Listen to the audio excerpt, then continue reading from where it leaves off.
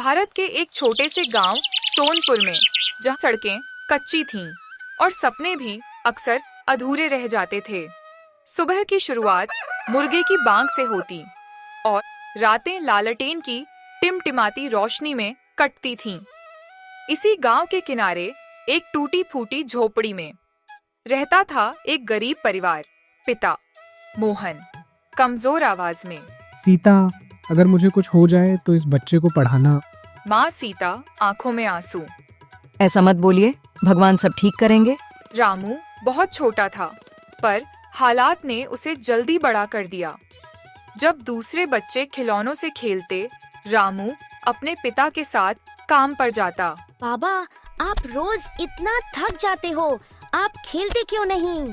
पिता मुस्कुराते हुए, बेटा, गरीब आदमी का खेल उसकी मेहनत होती है। ये बातें रामू के दिल में धीरे धीरे घर करने लगीं। रामू सरकारी स्कूल में पढ़ता था। कपड़े पुराने, जूते फटे, कॉपी आदि खाली। स्कूल के बाहर अमीर लड़का, अरे देखो, झोपड़ी वाला आ गया। इसके सपने भी फटे होंगे। सब हंसते हैं।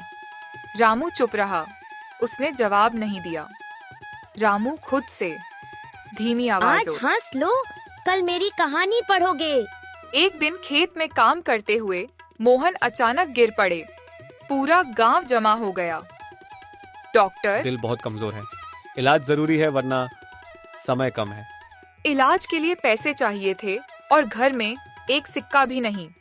भगवान, हमारा कसूर क्या है? रामू पहली बार मजबूती से, माँ, अब मैं कमाऊंगा, पढ़ाई नहीं छोड़ूंगा, लेकिन हार भी नहीं मानूंगा। अब रामू की जिंदगी दो हिस्सों में बंट गई। सुबह छात्र, दोपहर मजदूर, शाम ढाबे का लड़का, रात सपनों का पहरेदार। ढाबे पर ढाबे वाला, इतना छोटा है तू, आराम कर लिया कर। साहब, मेरे घर में आराम नहीं, जरूरत है। हाथों में छाले, पैरों में दर्द, लेकिन आंखों में हार नहीं थी। माँ बेटा रात में। माँ, बेटा के लिए माँ कुछ नहीं कर पाई। माँ, आपका भरोसा ही मेरी ताकत है।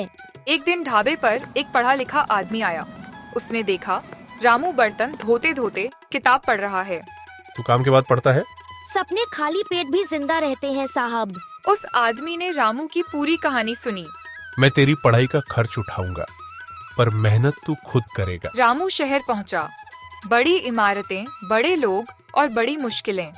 यहाँ अगर टिक गया तो जिंदगी जीत लूंगा। कभी फेल हुआ, कभी धोखा मिला, कभी भूखा सोया, लेकिन हर सुबह फिर खड़ा हुआ। सालों की मेहनत के बाद रामू सफल हुआ। ईमानदारी से कमाया और नाम बनाया। गांव वाला, ये वही रामू है? माँ, बेटा, तूने हमारा सिर ऊंचा कर दिया। नहीं माँ, आपने मुझे झुकना नहीं सिखाया। गरीबी हालात होती है, सोच नहीं। जो चुपचाप मेहनत करता है, वही एक दिन दुनिया को जवाब देता है।